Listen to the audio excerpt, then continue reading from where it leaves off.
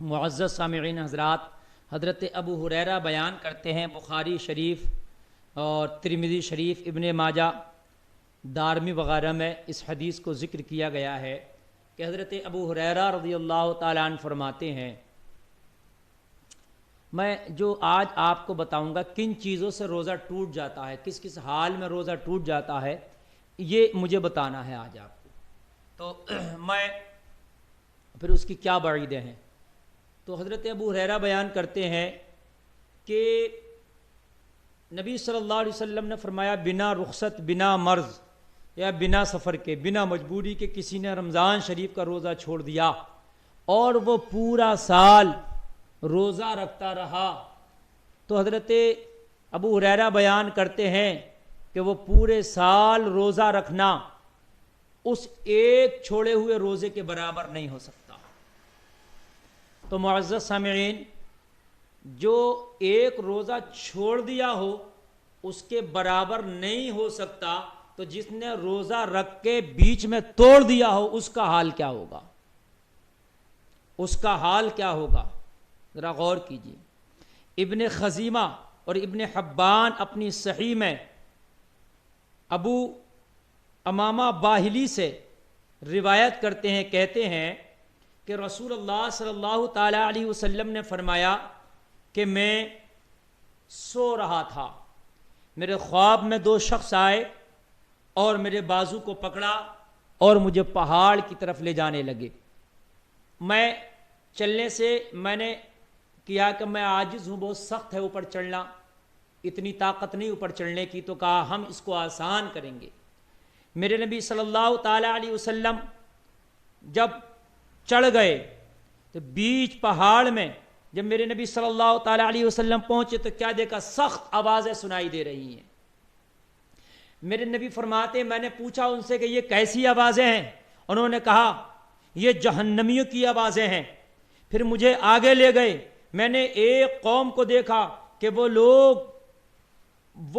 الٹے لٹکائے گئے ہیں اور ان کی باچھیں چیری جا رہی ہیں جن سے خون بہ رہا ہے. میں نے پوچھا یہ کون لوگ ہیں، یہ قوم کون ہے؟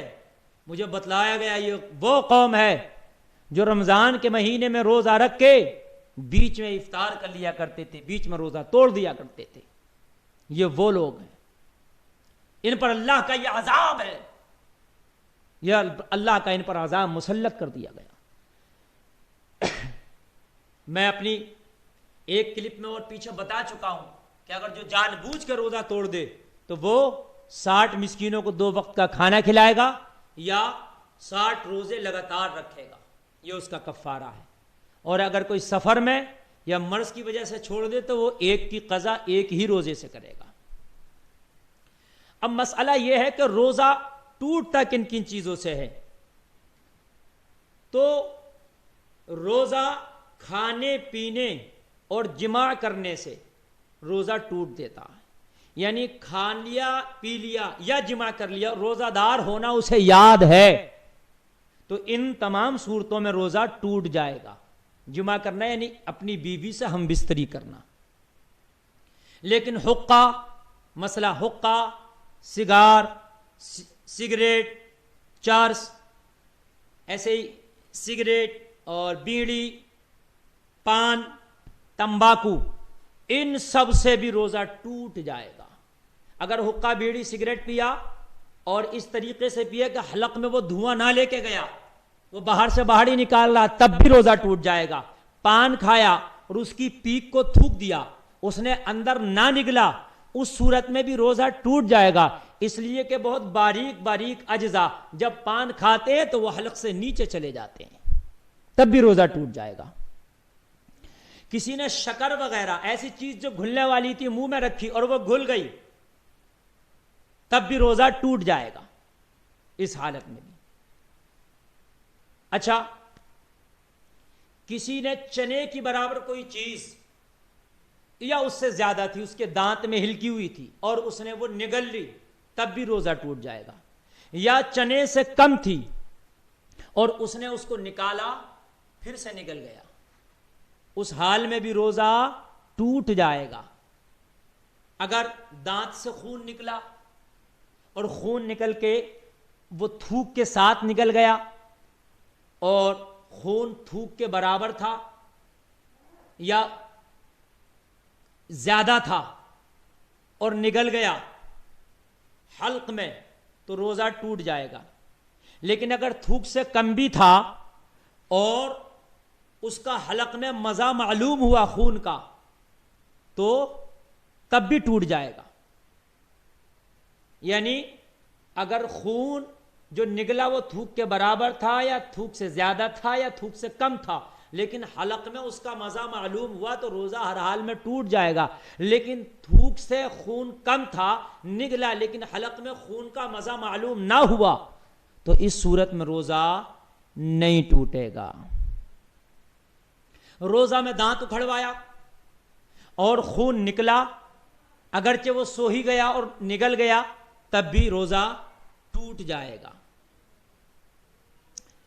اب اگر کوئی چیز اس نے پخانہ کے راستے سے اندر کی اور وہ چیز تر تھی یا عورت نے پیشاب کے راستے سے وہ چیز اندر کی تر تھی اس کی رطوبت اندر تک پہنچ گئی تب بھی روزہ ٹوٹ جائے گا.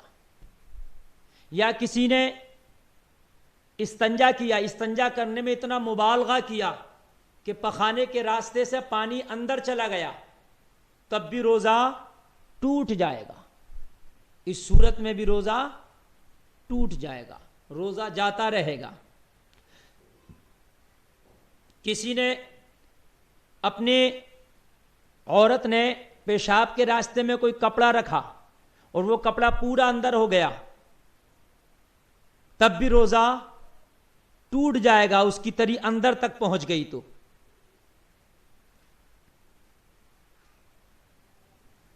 اور اگر اس کا کچھ حصہ باہر رہا کپڑے کا تب روزہ نہیں ٹوٹے گا.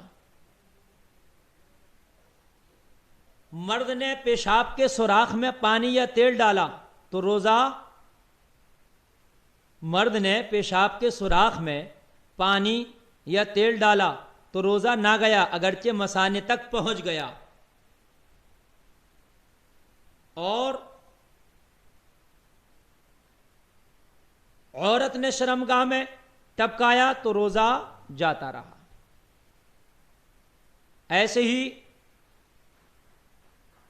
سر میں تیل ڈالنے سے روزہ نہیں ٹوٹے گا سرما لگانے سے بھی روزہ نہیں ٹوٹے گا بال کاٹنے سے بھی روزہ نہیں ٹوٹے گا. یہ موٹی موٹی باتیں تھیں جو میں نے عرض کی جن چیزوں سے روزہ ٹوٹ جاتا ہے ان کا خاص خیال اور احتیاط رکھیں. ایسے ہی بہت سے لوگ سوچتے ہیں بال کٹانے سے روزہ بال نہیں کٹاتے ہیں تو بال کٹانے سے بھی روزہ نہیں ٹوٹے گا. اور ناخون نہیں ترشواتے ناخون ترشوانے سے بھی روزہ نہیں ٹوٹے گا. اور ایک اس میں مسئلہ اور ہے دماغ یا شکم کی جھلی تک زخم ہے یعنی پیٹ پر زخم ہے یا دماغ پر اور اس کی جھلی تک زخم ہے اس میں دوائی ڈالی اگر دماغ یا شکم تک پہنچ گئی دوائی خشک ہے دوائی یا تر ہے تو روزہ جاتا رہا. اور اگر دماغ اور شکم کی جھلی تک نہیں پہنچی تو روزہ نہیں گیا. لیکن اس کو یہ پتہ نہیں کہ دماغ کی جھلی تک پہنچی ہے دوائی یا نہیں پہنچی ہے تو ایسی صورت میں اگر دوا تر ہے تو روزہ جاتا رہا دوا خشک ہے تو روزہ نہیں گیا. ایسے ہی کان میں تیل ڈالا یا دوائی ڈالی یا نتنوں میں دوا چڑھائی یا کان میں تیل ڈالا یا تیل چلا گیا تو روزہ جاتا رہا. ہاں کان میں پانی اگر چلا گیا تو روزہ نہیں گیا. ایسے ہی کلی کر رہا تھا حلق سے نیچے پانی اتر گیا اور ناک میں پانی چڑھا رہا تھا تو پانی دماغ میں چڑھ گیا تو روزہ جاتا رہے گا مگر جبکہ روزہ دار ہونا اسے یاد ہو. اور اگر بھول گیا ہے اور اس نے قصدن بھی یہ کام کیا جان بوجھ کر بھی یعنی روزہ دار ہونا بھول گیا تھا ناک میں پانی چڑھایا اندر دماغ میں چلا گیا کلی کیا حلق کے نیچے چلا گیا تو روزہ نہیں جائے گا.